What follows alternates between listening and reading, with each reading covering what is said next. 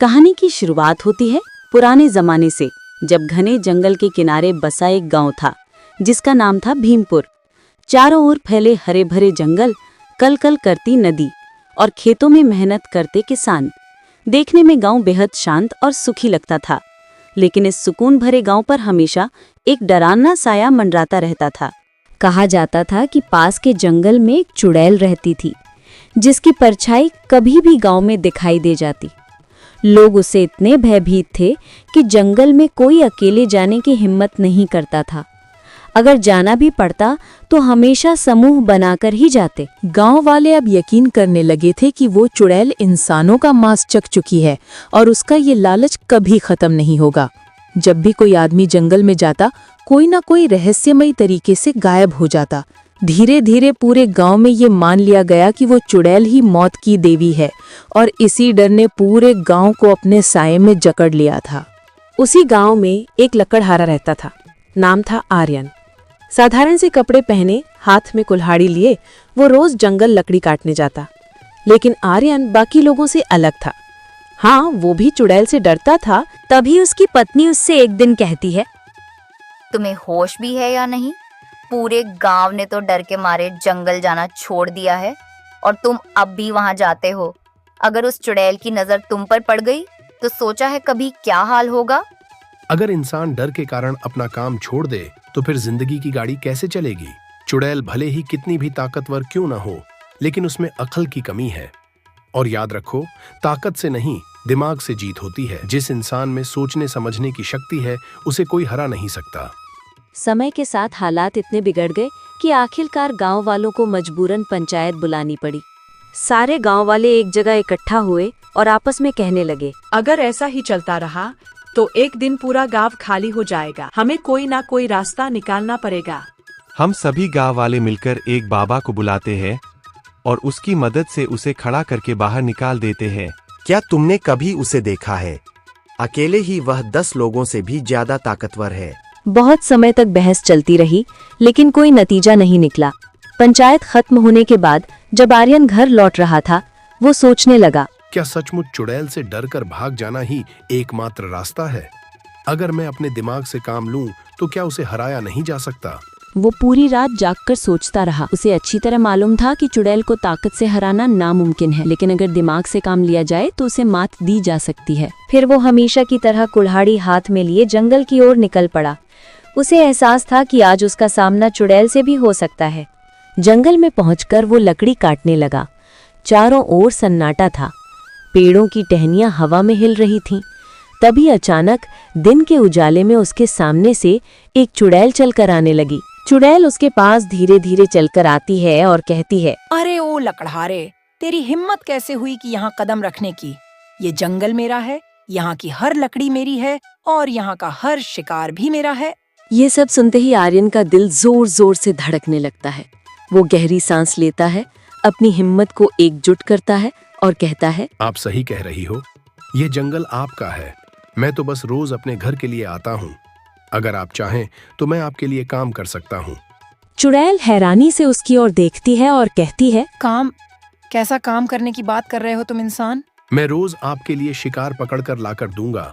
आपको मेहनत करने की जरूरत नहीं पड़ेगी। बस एक शर्त है, उसके बदले में आप मुझे छोड़ दीजिए। फिर चुड़ैल सोचती है कि ये इंसान बाकी सबसे अलग है और कहती है, ठीक है लकड़हारे, अगर तुम मुझे रोज शिकार लाकर दोगे तो मैं तुम्हें छोड़ दूंगी, लेकिन अगर एक दिन भी शिकार नहीं लाए तो तुम मेरा शिकार बन जाओगे। आर्यन ने सिर झुकाकर हाँ कर दी। फिर वो घर चला गया। तभी उसकी पत्नी ने कहा, हे भगवान, तुम जंगल से लौट आए, लेकिन सुना है चुड़ैल ने तुम्हें देख लिया है। तभी आर्यन कहता है, हाँ, उसने मुझे देखा था, लेकिन मैंने उसे समझौता करने पर मजबूर कर दिया। अरे भला चुड़ैल से भी कोई समझौता कर सकता है? हाँ, कर सकता है। इंसान अगर अपनी अकल से काम ले तो कुछ भी कर सकता है। देखना, एक दिन वही चुड़ैल मेरे जाल में फंसेगी। अगले दिन आर्यन सोचने लगा, अगर मैं हर रोज चुड़ैल को इंसानी शिकार दूंगा तो गांव वाले मुझ पर शक करेंगे। मुझे ऐसा रास्ता निकालना होगा जिससे चुड़ैल खुश रहे और गांव वाले भी सुरक्षित रहें। आर्यन ने भैंस को पकड़कर चुड़ैल के पास ले गया। भैंस को देखकर चुड़ैल बहुत खुश हो गई और चुड़ैल कहती है, अरे वह लकड़हारे, तूने तो मेरा दिल खुश कर दिया। अब सच में तू मेरा आदमी साबित हुआ। मैं तो बस आपकी सेवा कर रहा हूँ। असली ताकत तो आपके पास ही है। हाँ, सही कहा। जंगल की रानी तो मैं ही हूँ। मैं तुझे इसलिए छोड़ रही हूँ क्योंकि तू मेरी सेवा करता है। आर्यन मन ही मन मुस्कुराया और सोचता है, यही तो इस चुड़ैल की कमजोरी है। इसमें घमंड है और लालच भी। यही इसका फांस बन जाएगा। धीरे धीरे आर्यन चुड़ैल के लिए रोजाना कुछ न कुछ ले जाने लगा। कभी बकरी, कभी सुअर, तो कभी जंगल से पकड़ा हुआ हिरण। चुड़ैल मजे से पेट भरकर खाती और फिर आलस में वहीं लेट जाती। गांव वाले ये देखकर हैरान थे, आखिर ऐसा कैसे हो सकता है। जहां चुड़ैल के डर से कोई जंगल में कदम तक नहीं रखता, वहीं आर्यन रोज जंगल जाता और सही सलामत वापस आ जाता। कुछ लोग सच जानने के लिए पीछे पीछे गए तो उन्होंने देखा कि आर्यन सचमुच चुड़ैल के लिए शिकार लेकर जाता है और उसे खिलाता है।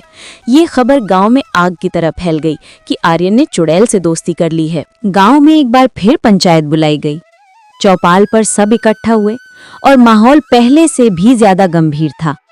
हर किसी के चेहरे पर बेचैनी साफ झलक रही थी। तभी एक गांव वाला बोलता है, कहीं ऐसा न हो कि आर्यन चुड़ैल को इंसान का स्वाद चखाने लगे और उसकी वजह से हम सबकी जान खतरे में पड़ जाए। अगर ऐसा हुआ तो पूरी बस्ती पर मुसीबत टूट पड़ेगी। हमें अभी से कोई कदम उठाना होगा। तभी समझदार बुजुर्ग बोले, नहीं, हमें जल्दीबाजी नहीं करनी चाहिए। हो सकता है कि आर्यन के मन में कोई चाल चल रही हो। अगर हम बिना सोचे समझे कदम उठाएंगे तो और बड़ी मुसीबत आ जाएगी। एक दिन जब लकड़हारा चुड़ैल के पास पहुंचा, तब चुड़ैल उससे बोली, लकड़हारे, अब मैं इन छोटे मोटे शिकारों से ऊब चुकी हूँ। मुझे अब कुछ बड़ा चाहिए, कोई इंसान। चुड़ैल की बातें सुनते ही आर्यन हक्का बक्का रह गया, लेकिन आर्यन घबराया नहीं और बोला, रानी जी, इंसान का मांस सबसे स्वादिष्ट होता है, पर उसे पकड़ दज कर लाना आसान नहीं।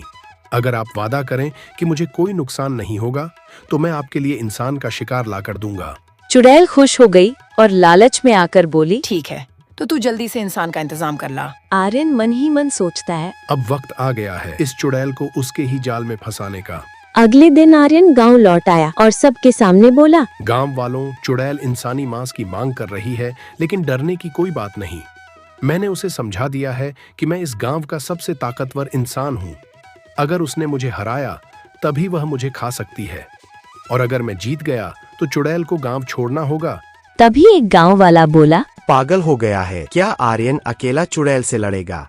चिंता मत करो, मैं चुड़ैल से ताकत से नहीं, दिमाग से लड़ूंगा। शाम होते ही आर्यन चुड़ैल के पास गया और बोला, रानी जी, मैं इंसानों के पास गया था।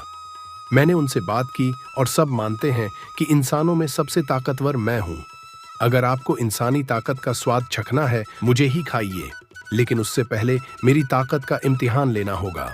तू तो खुद को मेरा शिकार बना रहा है, और ये इम्तिहान कैसा है? जंगल के बीचों बीच एक गहरी खाई है। वहां मैंने अपने सबसे बड़े दुश्मन को जकड़ कर रखा है। वह भी मेरे जितना ही ताकतवर है। अगर आप उसे हराएंगी तभी आपको हक मिलेगा कि आप मुझे खा सकें। तभी मैं मानूंगा कि आपने इंसानी ताकत का सचमुच स्वाद चखा है। चुड़ैल की आंखों में लालच चमक उठा और वो बोली, तो ठीक है लकड़हारे, कल सुबह तू मुझे उस खाई के पास ले चलना, वहीं मैं तेरे दुश्मन को मार डालूंगी। आर्यन मुस्कुराया और मन ही मन बोला, मैं तो बस इसी पल का इंतजार कर रहा था, कब तुम उस खाई के पास पहुंचो। सुबह का समय था। जंगल में ठंडी हवा चल रही थी और चारों ओर अजीब सा सन्नाटा पसरा हुआ था।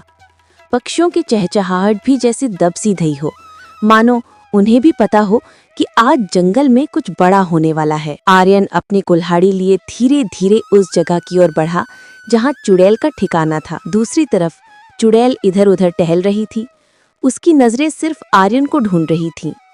जैसे ही उसने आर्यन को देखा, चुड़ैल बोली, लकड़हारे जल्दी चलो, मुझे उस ताकतवर दुश्मन से मिलवाओ। आइए रानी जी, मैं आपको उस दुश्मन से मिलवाऊंगा, पर याद रखें, यह लड़ाई आसान नहीं होने वाली। वह दुश्मन बहुत ताकतवर है। दोनों धीरे धीरे जंगल की ओर बढ़ते जा रहे थे। जैसे जैसे वे आगे बढ़े, पेड़ों की ऊंचाई बढ़ती गई और उनकी घनी छाया धूप को धीमे धीमे ढकने लगी। धूप कम पड़ने लगी और चारों ओर ठंडी नम हवा बहने लगी। बता लकड़हारे, तेरा दुश्मन कहाँ छिपा है? मैं अभी उसे खत्म कर दूंगी। थोड़ा और सब्र करो, बस कुछ ही देर में हम उस जगह पर पहुंच जाएंगे। जब वे खाई के पास पहुंचे तो वातावरण सुनसान और रहस्यमय हो गया, मानो जंगल खुद किसी छुपे खतरे की प्रतीक्षा कर रहा हो। आदर्श खाई की ओर इशारा करते हुए बताता और बोलता है, रानी जी, यही है वह जगह, नीचे गहरे पानी में छिपा है मेरा सबसे बड़ा दुश्मन, एक और चुड़ैल, उतनी ही ताकतवर जितनी आप।